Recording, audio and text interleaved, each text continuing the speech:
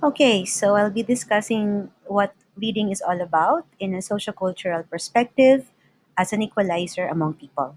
Let's begin with what reading is. Reading can be defined as a sociolinguistic process wherein metaphors and symbols all around us are interpreted and understood by us. It's something physiological. We have a brain that functions as our cognitive tool to help us read.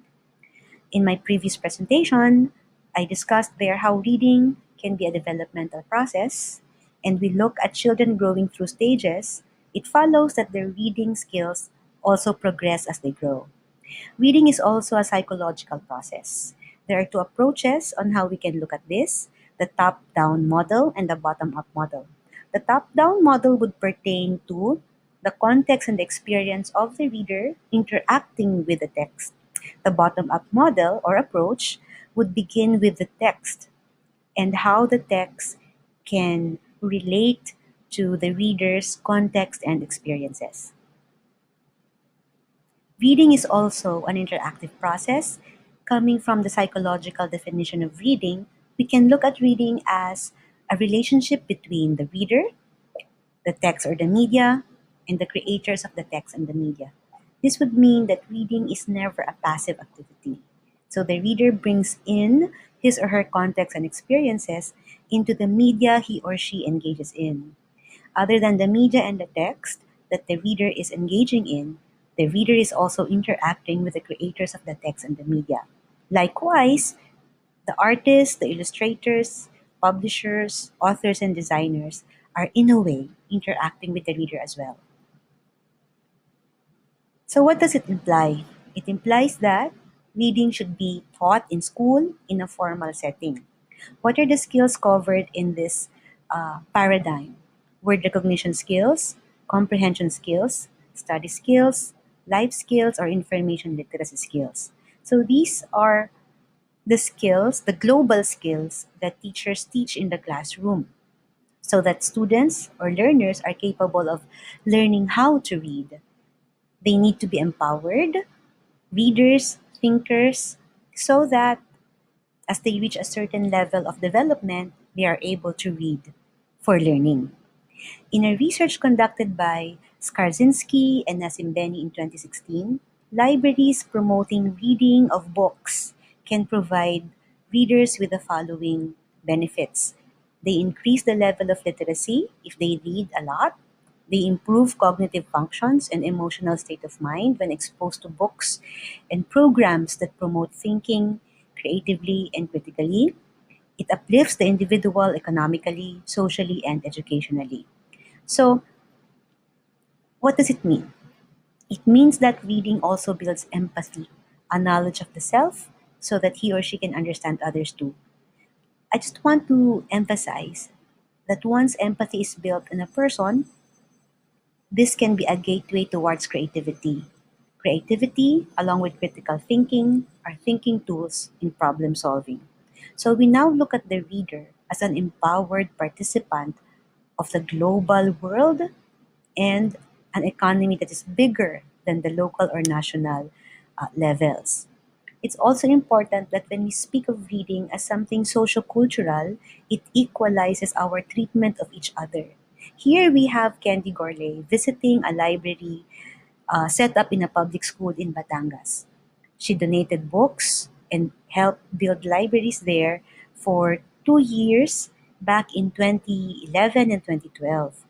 Another success story which I can share with you, and I hope you're familiar with it as well, is Quintin Pastrana's the Library Renewal Program.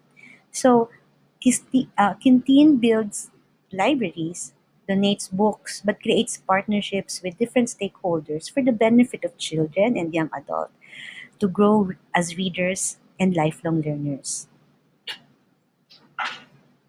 Let's also not forget that libraries, in this context, as social cultural equalizers, are hubs of cultural exchanges. So, I encourage everyone to look at your library collection. Does it show diversity and inclusivity? Do you have programs that foster cultural understanding and tolerance? Do you plan and implement activities that inspire empathy, art, music, and humanities? As a social cultural equalizer, reading and libraries are community centers. Involve teachers and parents in building the library. Provide information that services the public. Create a wide range of programs for kids, teens, adults, and senior citizens, as well as LGBT groups, indigenous peoples, and peoples in all walks of life. Remember that libraries are institutions of freedom. Give children the voice and the choice to express themselves, their opinions, and their feelings. If children are given this opportunity, what more are adults and senior citizens capable of doing? So now our role would be cultural workers. Let's do exchanges with other librarians, not only in Asia but also in the world. The Human Library of the De La Salle Library System is a good example of librarians working as cultural workers. They help understand people and they bring different opinions and perspectives of people to their community. And lastly, librarians are community developers. Do you know Kapitan Basa? There he is. He goes to different reading centers, barangay centers, and libraries in Quezon City to build the habit of reading and foster a lifelong love for learning. Here we have a group of storytellers, and they are all librarians. They tell stories to different areas in Metro Manila and in nearby provinces. So, our role as librarians change if we believe that reading is a social cultural equalizer.